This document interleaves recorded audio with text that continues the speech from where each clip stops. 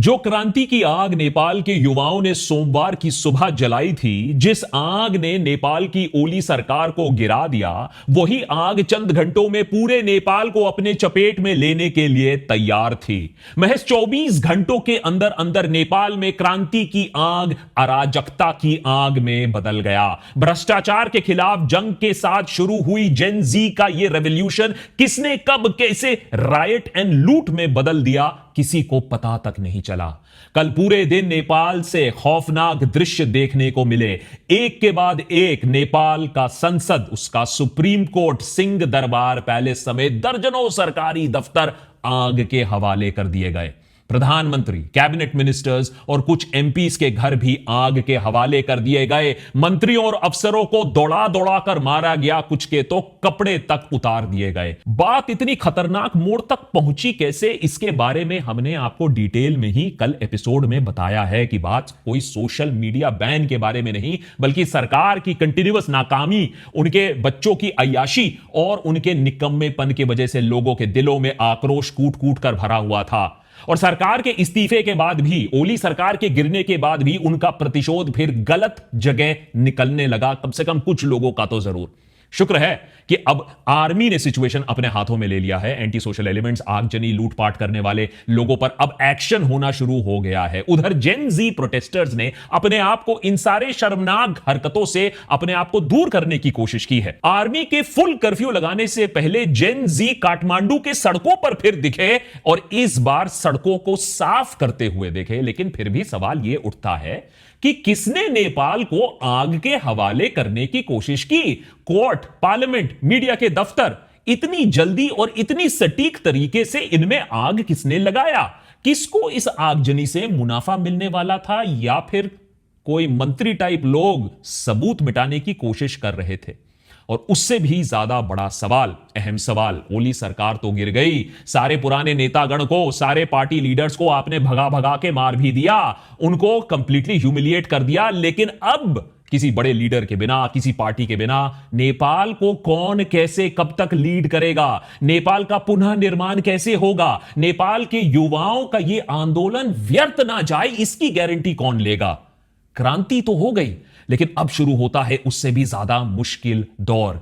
एकता, शांति और कंप्लीट संयम के साथ नेपाल का पुनः निर्माण।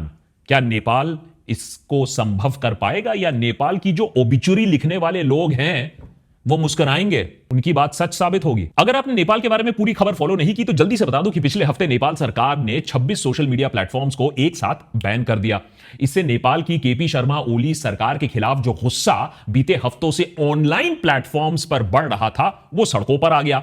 इस हफ्ते सोमवार को हजारों प्रोटेस्टर्स, जिनमें मैक्सिमम जेन जी प्रोटेस्टर्स थे, उन्होंने काठमांडू और बाकी शहरों में जमकर प्रदर्शन करना शुरू कर दिया।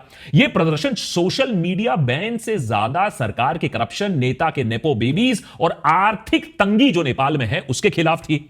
लेकिन देखते ही देखते प्रोटेस्ट्स एक हिंसक मोड़ ले लेते हैं। प्रोटेस्टर्स इस हिंसा के लिए सरकार को दोषी ठहराते हैं और सरकार सो कॉल्ड इन्फ्लिल्ट्रेटर्स, जो लोग घुस गए थे इस प्रोटेस्ट में, उनको जिम्मेदार ठहराते हैं। सोमवार शाम तक 19 लोगों की मौत हो जाती है, जिसमें ज्यादातर युवा प्रोटेस्टर्स होते हैं और एक तो 12 साल का बच्चा होता है जिसे गोली मार दी जाती है। यह नेपाल के इतिहास में सबसे वायलेंट क्रैकडाउन था ऑन प्रोटेस्टर्स। जाहिर है कि गुस्सा और बढ़ जाता है। और फिर क्या होना था? अगले दिन प्रोटेस्टर्स सीधा सीधा पीएम ओली की रेजिग्नेशन की मांग करते हैं, सड़कों पर फिर उतर आते हैं। प्रतिशोध की आग में जल रहे प्रोटेस्टर्स मंगलवार को हिंसक हो जाते हैं। कर्फ्यू के ऐलान के बाद भी, पूरी सरकार के इस्तीफे के बाद भी मंगलवार देर रात तक यह भीड़ नेताओं के घर घर, उन्हें घर घर पर ढूंढ के उनको सबक सिखाते हैं, घर को आग के हवाले कर देते हैं। हथियारों से लैस ये भीड़ कम से कम 5 पूर्व प्रधानमंत्री, चाहे कोई भी पार्टी से हो, 5 पूर्व प्रधानमंत्रियों को ढूंढ निकालते हैं। केपी ओली, प्रचंड, माधव कुमार नेपाल, झालानाथ खनल और शेर बहादुर देओबा और उनकी पत्नी आरजू देओबा, जिनको नेपाल के फॉरेन अफेयर्स जो मिनिस्टर हैं उन पर भी हमला होता है। देओबा भी सीरियसली इंजर्ड होते हैं। ओली के करीब माने जाने वाले फाइनेंस मिनिस्टर विष्णु प्रसाद और सांसद एकनाथ धकल, दोनों को भीड़ उनके कपड़े उतारकर सड़क पर घुमाती है। प्रोटेस्टर्स ने काठमांडू वैली में नखू सेंट्रल जेल को भी आग लगा दिया और वहां जो प्रोमिनेंट ऑपोजिशन लीडर हैं रवि लामिछाने को भी वहां से जेल से छुड़ा लिया। लामिछाने राष्ट्रीय स्वतंत्र पार्टी के चीफ और ओली के प्रमुख क्रिटिक्स में से माने जाते हैं। उन्हीं के साथ साथ जेल से 1500 से भी ज्यादा कैदी फरार हो जाते हैं। देश में अलग अलग जगह पर कई और जेल ब्रेक्स की भी रिपोर्ट आ चुकी है, जिसे कुल मिलाकर कहा जा रहा है 2400 से भी ज्यादा अब कॉन्विक्ट्स, जेल में रहने वाले प्रिजनर्स नेपाल के सड़कों पर अब आजाद घूम रहे हैं। अपने देश को आग में जलता देख मंगलवार देर रात आर्मी ने इंटरवीन किया। रात के 10 बजे से नेपाल की सेना ने देश की आंतरिक सुरक्षा की कमान संभाली। बुधवार सुबह से काठमांडू में कर्फ्यू लगा दिया गया है, जहां सेना के जवान अब गश्त लगा रहे हैं, जिसके बाद आज अब हमें कुछ लेवल तक शांति बहाली दिखने को मिली। लोगों से अपने घरों में भी रहने की उनको सलाह दी गई है। आर्मी के चीफ जनरल अशोक राज ने शांति बहाली के लिए अपील की है लोगों से। साथ ही साथ उन्होंने यह भी कहा है कि सेना सभी स्टेक होल्डर्स के बीच में डायलॉग मीडिएशन करेगी और नेपाल में नए सिरे से नेशन बिल्डिंग का प्रोसेस शुरू कराने के लिए जो भी बन पाएगा वो सेना उस पर मदद करेगी। नेपाल में आगे क्या होगा उस पर बात करने से पहले यह भी जरूरी है कि आज की स्थिति के जिम्मेदार कौन है, वायलेंस का जिम्मेदार कौन है, यह भी हम पता लगाएं। क्योंकि अगर इस रेवोल्यूशन और क्रांति के लिए जेनजी को भर भर कर क्रेडिट मिल रहा है तो यह आगजनी जो की है, जो लूटपाट की है, उसकी जिम्मेदारी किसी ना किसी को तो लेनी पड़ेगी।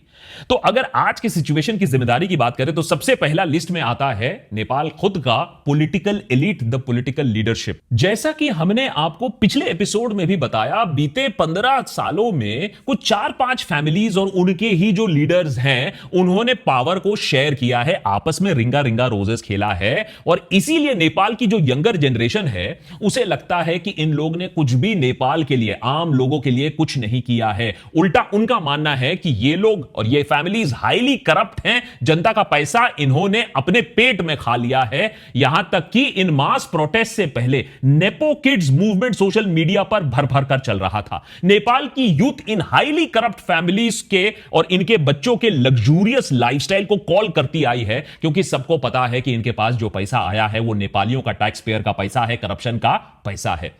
ऐसे में टैक्स पेयर्स की लाइफस्टाइल में और नेपो बेबीज के लाइफस्टाइल में जो फर्क लोगों को दिखा, उस बात से जेनजी बहुत ज्यादा ही परेशान थी। सोमवार को हुए मास प्रोटेस्ट और ओल्डर जनरेशन से मिलने वाले सपोर्ट को देखकर यह बात तो साफ हो जाती है कि नेपाल के जनता के अंदर सालों से रूलिंग एलीट के खिलाफ भर भर कर, कूट कूट कर गुस्सा था। आज नेपाल में जो कुछ भी हम देख रहे हैं इसी डिसकंटेंट का नतीजा है। पॉलिटिकल क्लास के खिलाफ जो गुस्सा है वो तो समझ में आता है, कुछ हद तक वायलेंस और आक्रोश भी समझ में आता है, लेकिन उनके परिवारजनों के साथ जिस तरीके से उन्हें बेरहमी से मारा गया है, यह अपने आप मूवमेंट को बदनाम कर देता है। और यही आ जाती है बात नेपाल को जलाने की, यानी मिसक्रिएंट्स, गून्स, एंटी सोशल एलिमेंट्स। हर सोसाइटी में कुछ ऐसे अराजक तत्व होते हैं जो हिंसा और गुंडागर्दी ही चाहते हैं, और जब रूल ऑफ लॉ, कानून का राज, वो जब खत्म हो जाता है, जैसा कि हमने नेपाल में देखा, तो ऐसे में गुंडा राज, दंगा राज, लूट राज ये शुरू हो जाता है।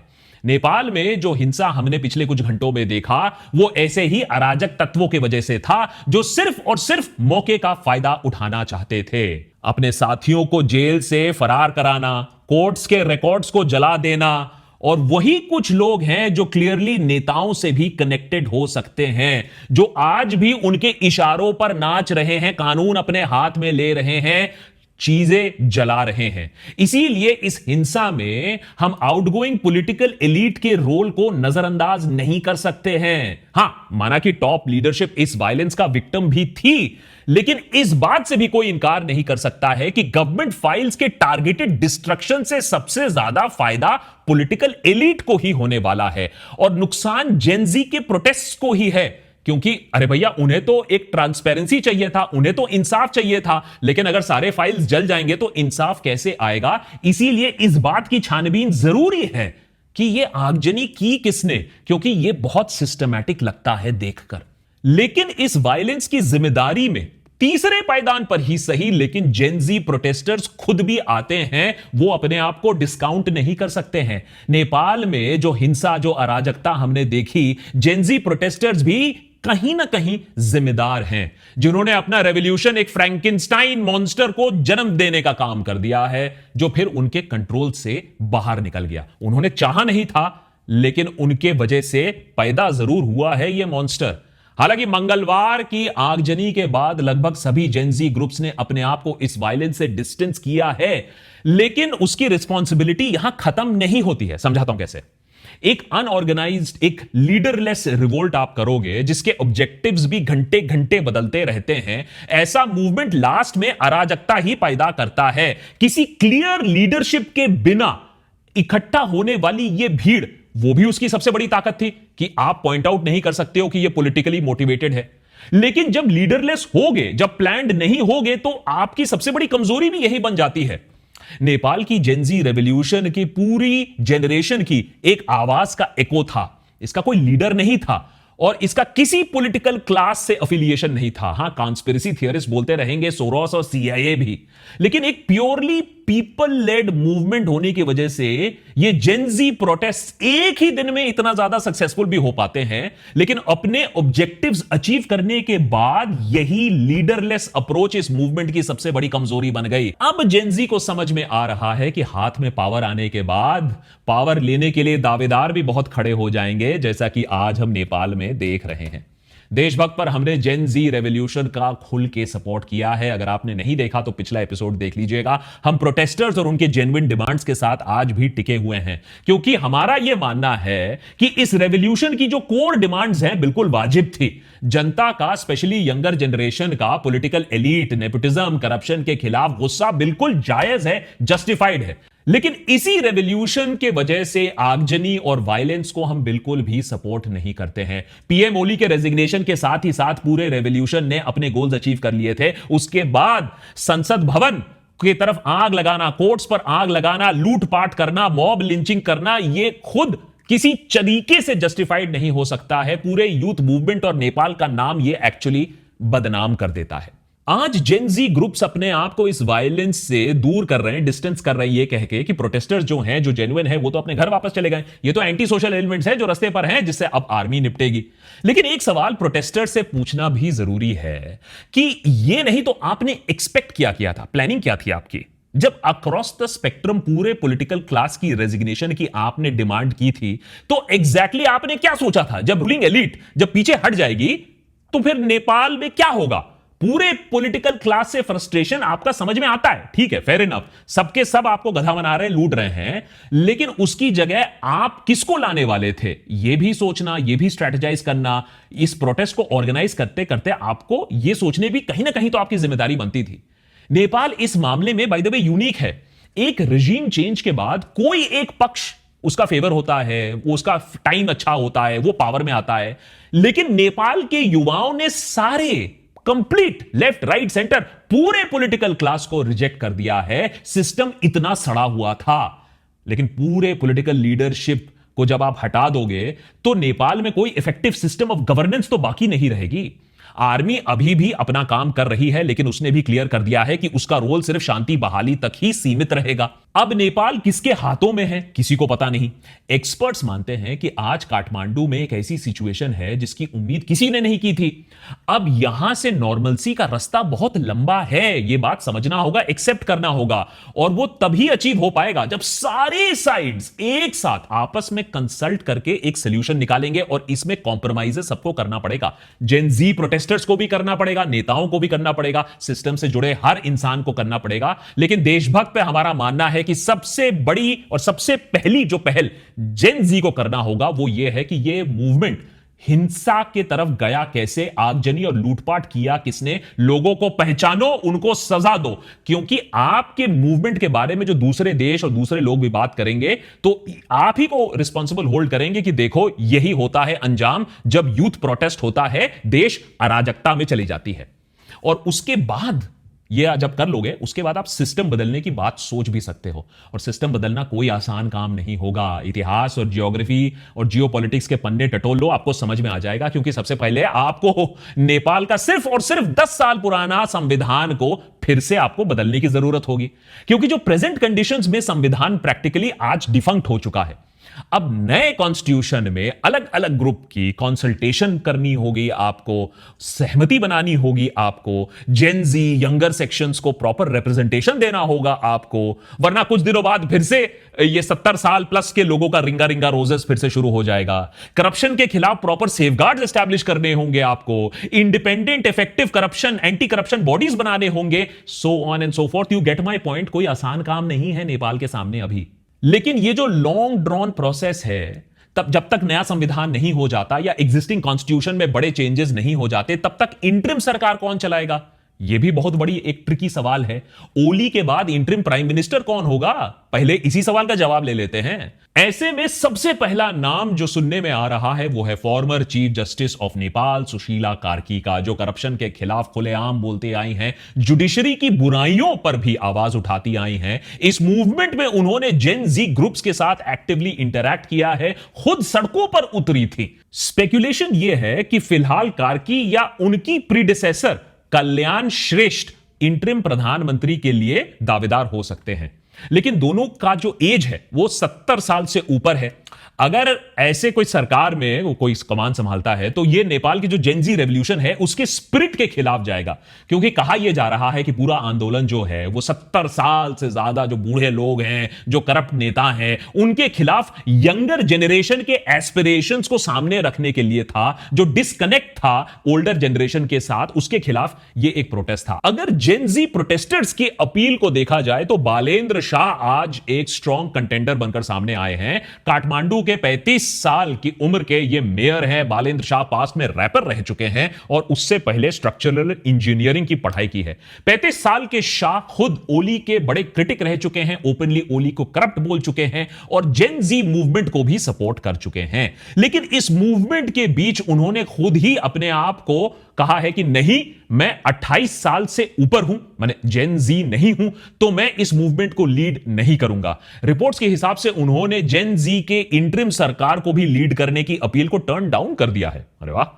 तो कई अनसर्टेनिटीज के बीच में नेपाल का फ्यूचर अभी बीच मझधार में ही है। All we can wish and pray for is that Nepal Bangladesh की तरह किसी लिम्बो में ना फंस जाए, जहां एक रेवोल्यूशन तो होता है लेकिन मिलिट्री रूल के बाद भी अभी 1 साल हो चुका है, इलेक्शंस का, कॉन्स्टिट्यूशनल रिफॉर्म्स का कोई क्लियर कट टाइमलाइन नहीं दिख रहा है। लेकिन वो दूसरी बात है कि बांग्लादेश में भी कोई शेख हसीना को मिस नहीं कर रहा है और ना ही नेपाल में, चाहे सिचुएशन जितना भी खराब हो जाए, कोई ओली को मिस करेगा, ओली सरकार को मिस करेगा। रेवोल्यूशन तो हो गया है, political class is done and dusted with.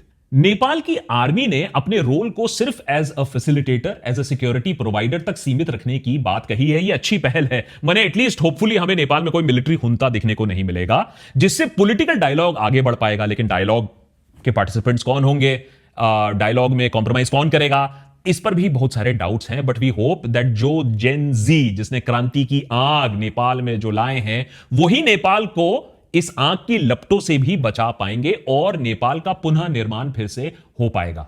जैसा कि नेपाल से एक देशभक्त फैमिली मेंबर ने हमें लिखा कि वो ऑप्टिमिस्टिक हैं अपने देश के भविष्य के बारे में, क्योंकि नेपाल का पॉलिटिकल सिस्टम गिरा है। नेपाल का देश नहीं, नेपाल का देश मजबूत खड़ा हुआ है।